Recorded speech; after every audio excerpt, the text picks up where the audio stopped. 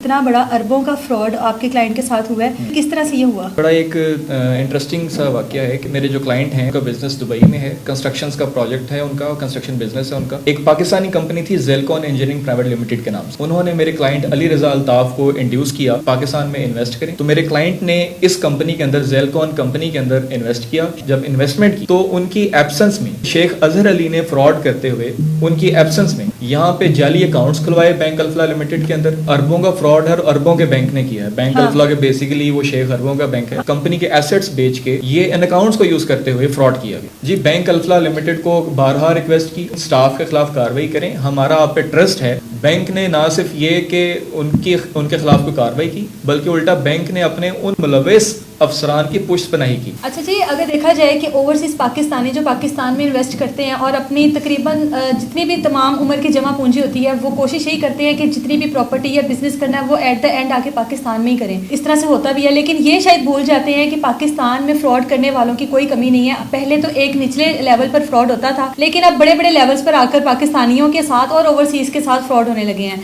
हमारे साथ एडवोकेट साहब मौजूद है जिनके क्लाइंट के साथ एक ऐसा ही फ्रॉड हुआ है। अब वो क्या हुआ है, किस तरह से वो हुआ है, यहाँ पर आदमी मौजूद नहीं था लेकिन बैंक में किस तरह से उसके नाम के अकाउंट्स ओपन हुए हैं, इन्हीं से पूछते हैं। सर, कैसे हैं आप? जी, अल्लाह का शुक्र है, बिल्कुल। सर, ये फ्रॉड तो हम लोगों ने बहुत सुना था, लेकिन इतना बड़ा अरबों का फ्रॉड आपके क्लाइंट के साथ हुआ है, तो पूरा प्रोसीजर किस तरह से ये हुआ?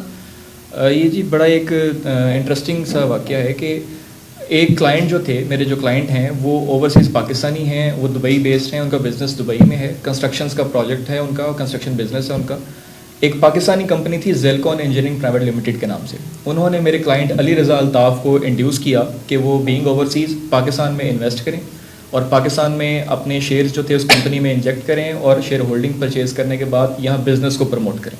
तो मेरे क्लाइंट ने इस कंपनी के अंदर, ज़ेलकॉन कंपनी के अंदर इन्वेस्ट किया शेख अजहर अली के कहने के ऊपर। और इस इन्वेस्टमेंट एक दूसरे को जानते थे? ये जानते नहीं थे, चूंकि बिजनेस कम्युनिटी होती है और एक दूसरे को जानती है। तो शेख अजहर एक छोटे लेवल के कारोबारी शख्सियत थी पाकिस्तान की।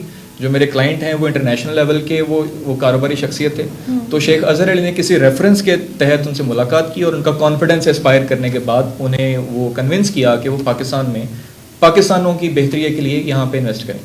तो उसके बाद उन्होंने यहाँ इन्वेस्टमेंट की इस कंपनी के अंदर, और इन्वेस्टमेंट करने के बाद मेरे जो क्लाइंट थे अली रजा अल्ताफ, वो इस कंपनी के डायरेक्टर बने।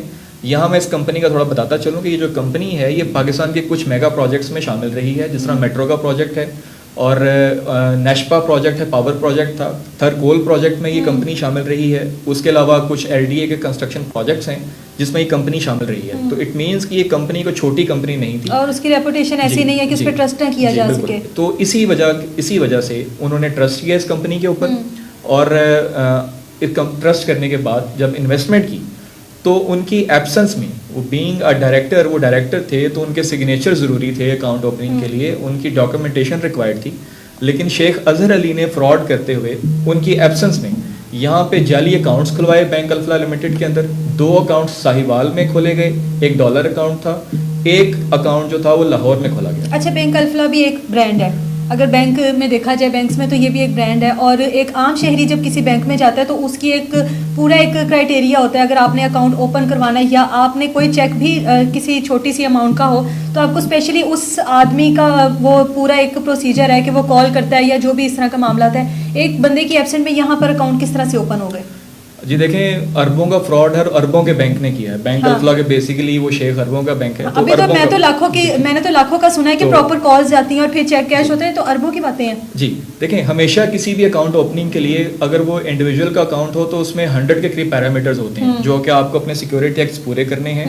बैंक सेटिस्फाई होगा तो अकाउंट खुलेगा। एक आम आदमी ने अकाउंट खुलवाना हो तो उसको नाक की लकीरें निकलवाना पड़ती हैं।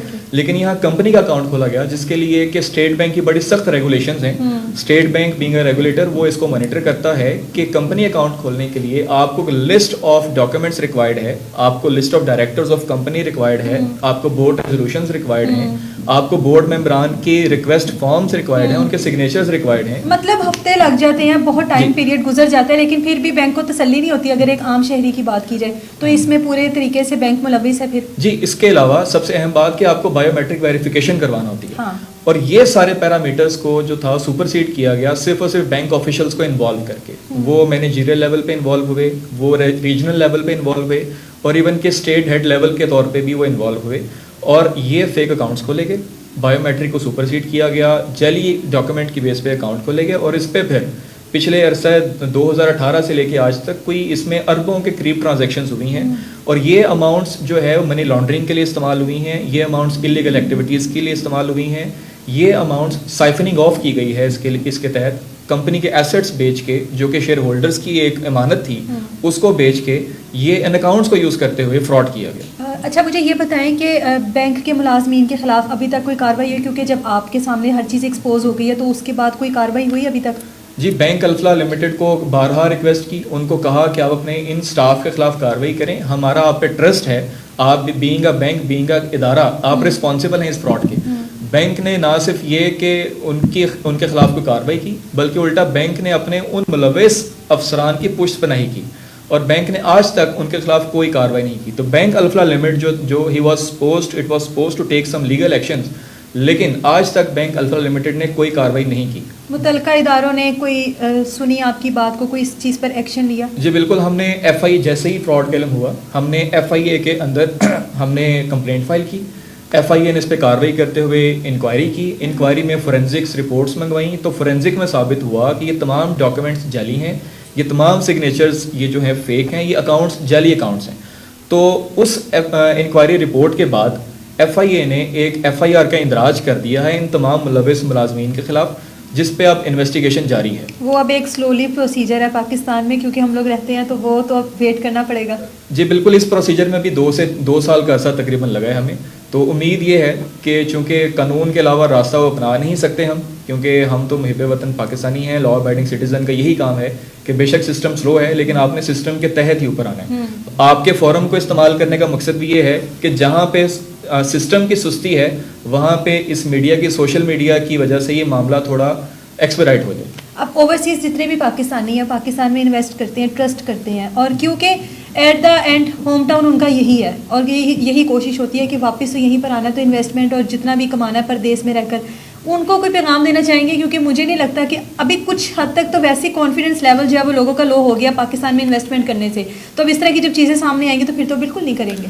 بالکل, ایف اے ٹی ایف کی جب ریسٹرکشنز آئی تھیں منی لانڈرنگ کے حوالے سے, اس کے بعد سے حکومت پاکستان نے اپنے پیرامیٹرز کو مزید سخت کیا تھا, اس کے باوجود یہ فراڈ ہوا ہے. جہاں تک بات ہے گھر کی, انسان گھر سے جتنا مرضی دور چلا جائے اس کو ہمیشہ خیال گھر کا ہی رہتا ہے, وہ اپنے گھر کی بہتری کے لیے ہی کام کرتا ہے.